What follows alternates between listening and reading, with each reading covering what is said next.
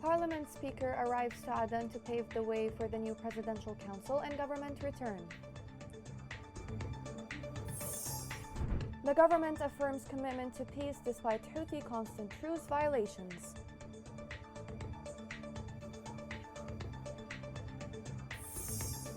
During Ramadan, the suffering of displaced people deepens as fighting continues.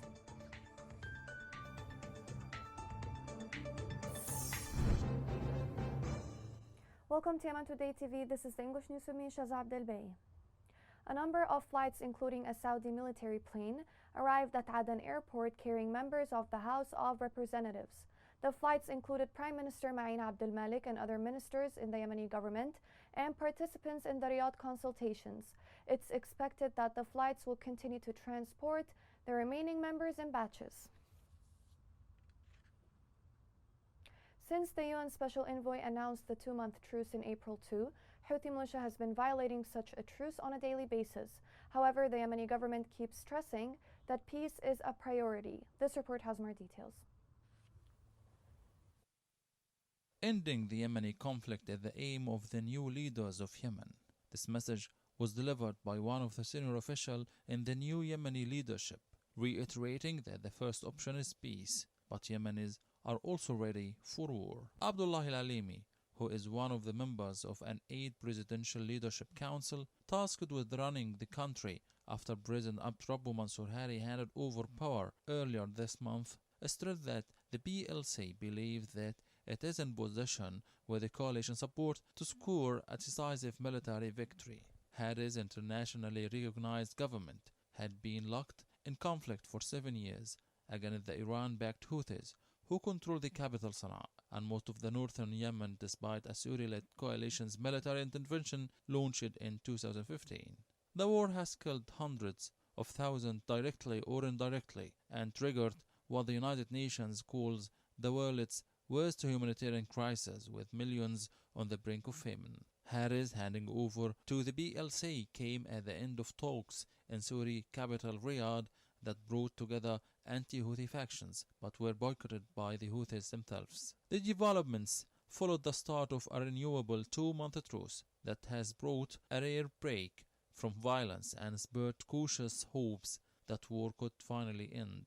Hadi said the council would be tasked with negotiating with the Houthis for a permanent ceasefire. Alimi expressed his hope that the dire situation in Yemen will make people have a desire to leave personal and partisan interests behind in pursuit of peace. He said PLC leaders are due to meet in the coming days with United Nations Special Envoy to Yemen, Hans Grundberg, before heading to Yemen to be sworn in. The military media of the joint forces recorded 24 violations of the truce committed by the Houthi militia for the 10th consecutive day. The violations were recorded south of Hodeidah and west of Taiz, and the Houthi militia targeted military sites using machine guns and drones, as well as creating new sites in addition to targeting populated areas. The government forces thwarted a drone attack by the Iran-backed Houthi militia in Ma'rib, which was carried out using explosive drone. Military sources said the army's defenses managed to shoot down a booby-trapped drone belonging to the Iran-backed Houthi militia on the fronts south of Ma'rib. The sources added that the air defenses spotted the Houthi drone in the skies of southern fronts of the governorate and dealt with it before it reached its target. A mine explosion in Al Jawf, northern Yemen, killed 2 brothers and injured others. According to local sources, the Houthi mine exploded in a car carrying citizens on a desert road in Al Yatama area north of the governorate. Since the beginning of the war in the country, the Houthi militia has laid more than 2 million mines in roads, farms, around homes and water wells, according to a government report. The engineering teams in north of Yemen destroyed a number of mines planted by the Houthi militia in roads, homes, and farms of citizens in Harad district and Hajjah. A military commander stated that the total number of mines and explosive devices that have been destroyed since the beginning of the year in Harad axis amounted to about 550 mines and explosive devices. Displaced people continue to suffer, especially in Ramadan. In Al-Naq'a camp, people lack basic life services. This report has more details.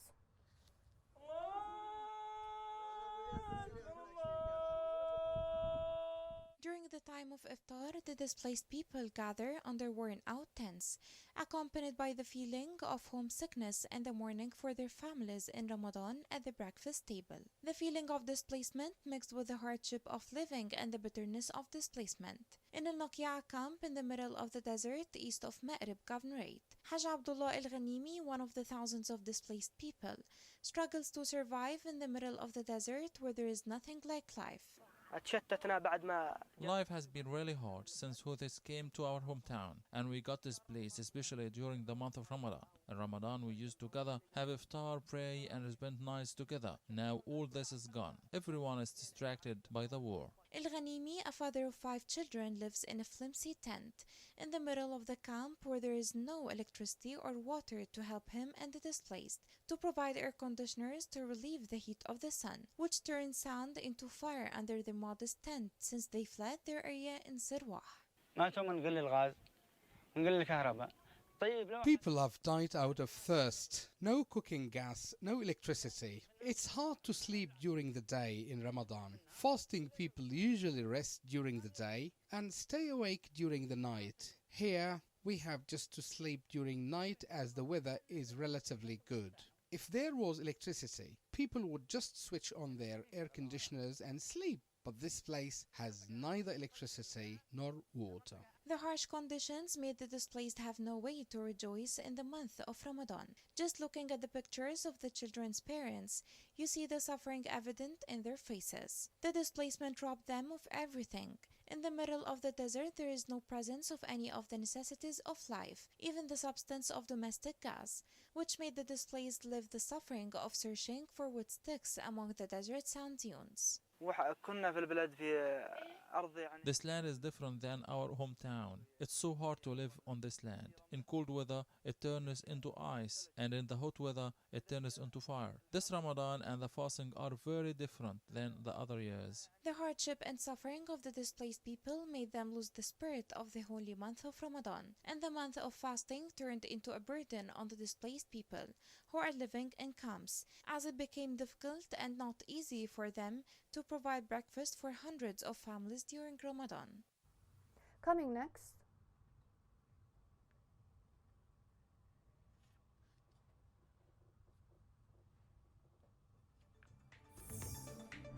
In Taiz, people struggle constantly to have access to clean drinking water.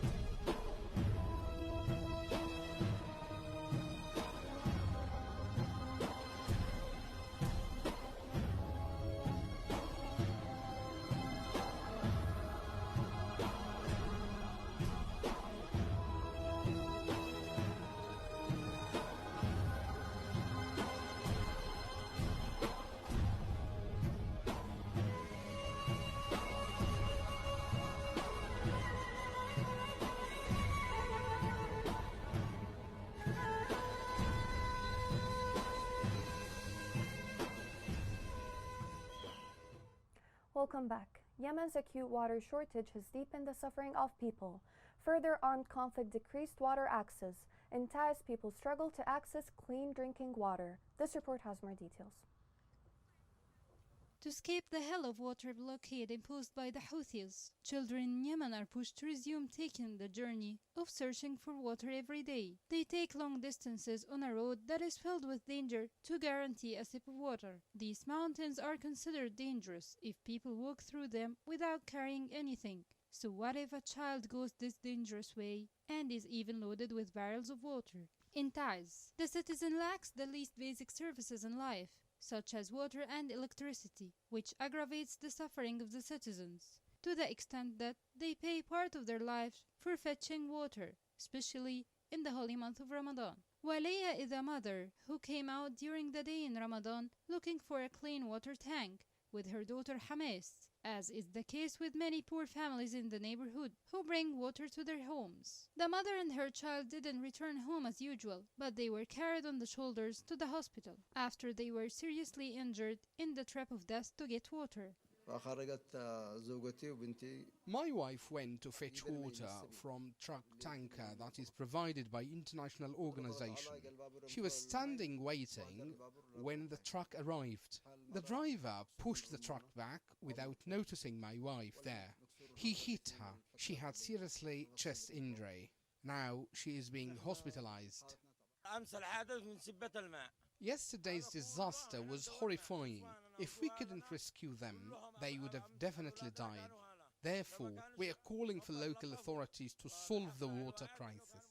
Dozens of women and children were here in El Tawheed neighborhood in El Gahmaliya on a journey to search for water, and it became a routine in their daily habits. But it turned into a disaster due to the truck trot, which injured 6 women, including 2 children, most of whom were in serious condition, in a terrifying scene. The water service stoppage in Taiz has forced women and children from poor families to line up in a queue to fill the waters, which the charitable families offer, despite the hardships and fatigue in the month of Ramadan on one hand, and official negligence on the other hand.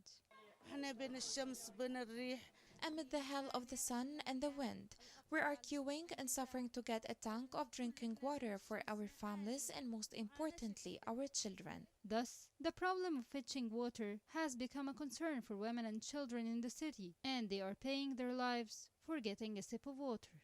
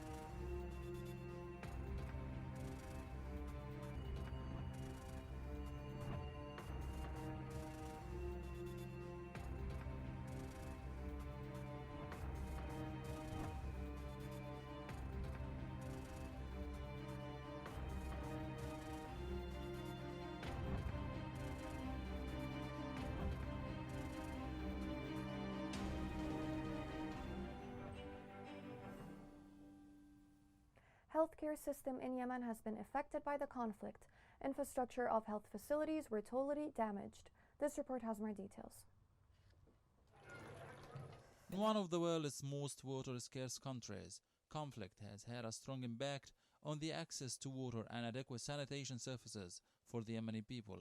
In Yemen, where more than 16 million people, including 8 million children, are in urgent need for water, sanitation, and hygiene assistance, access to clean and safe drinking water remains crucial for the good health and survival of children and their caregivers. There is more pressure on sanitation availability due to the increasing number of displaced people as a result of the escalation of conflict, natural disasters, food insecurity, and epidemic outbreaks. The disruption of public services resulted in the widespread of deadly diseases such as cholera and has made the population even more vulnerable. Overall, only 1/3 of Yemen's population is connected to a piped water network. If funds are not urgently mobilized to continue support for fuel, which is essential to the production and distribution of clean water, access to safe water will dramatically decrease. More than 3.6 million people will face disruption of access to safe drinking water. This will generate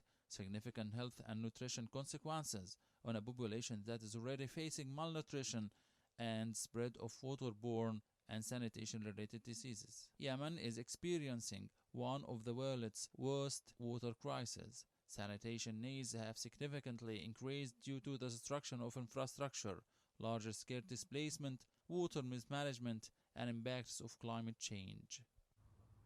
The World Health Organization Director General has questioned the global attention given to the Ukraine crisis in comparison to the ongoing emergencies in Ethiopia, Yemen, Afghanistan, Palestine, and Syria, This report has more details.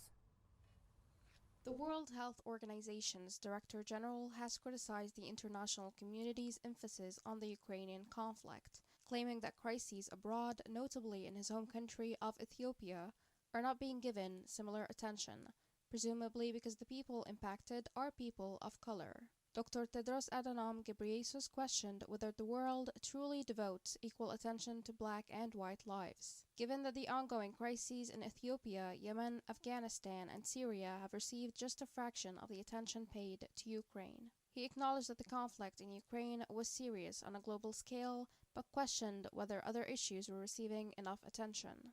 The whole attention to Ukraine is very important, of course, because it impacts the whole world. But even a fraction of it is not being given to Tigray, Yemen, Afghanistan, Syria, and the rest. A fraction. And I need to be blunt and honest that the world is not treating the human race same way. Some are more equal than others. And when I say this, it pains me, because I see it. Very difficult to accept, but it's happening. Yemen has been torn apart by civil conflict since 2014, when Iran-backed Houthi rebels seized control of the capital Sana'a and much of the country's north, compelling the government to evacuate the south and eventually to Saudi Arabia. According to statistics from the Armed Conflict Location and Event Project from 2022, the conflict has subsequently evolved into a regional proxy war that has killed more than 150,000 individuals, including more than 15,500 civilians.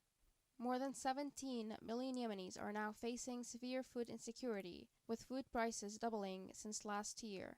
Yemen's health sector is crippled due to the armed conflict, economic deterioration, and institutional breakdown. Under the weight of the conflict, functional health infrastructure has become more limited. Only 50% of health facilities are fully operating at the moment, and more than 80% of the population has problems acquiring food and drinking water, as well as gaining access to healthcare. A shortage of human resources and supplies has severely impeded healthcare services. The Houthi militia imposed taxes on merchants in the city of Al-Qa'da in Ib, central Yemen. A local source said the Houthis' taxes were imposed under the name of supporting its fighters stationed on the battlefronts. The militia admitted that it collected 105 million and 888,000 riyals from the merchants of Al-Qa'da city. A security force closed the central market in Lawdar district in Abyan after the sailors refused to pay additional taxes. They stressed that the local authority imposes daily sums of money under the pretext of improving services. Bankers have warned of the danger of some exchange companies declaring liquidation, which may cause instability in the banking sector.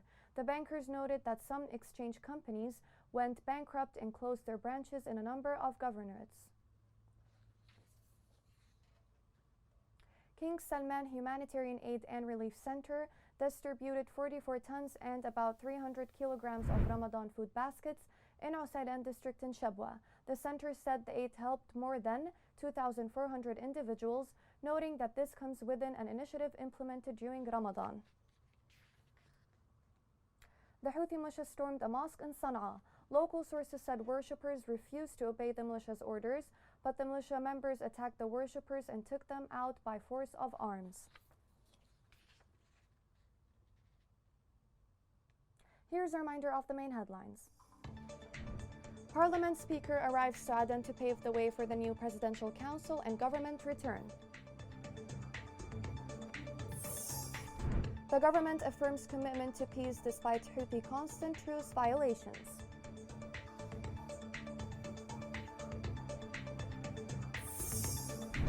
During Ramadan, the suffering of displaced people deepens as fighting continues.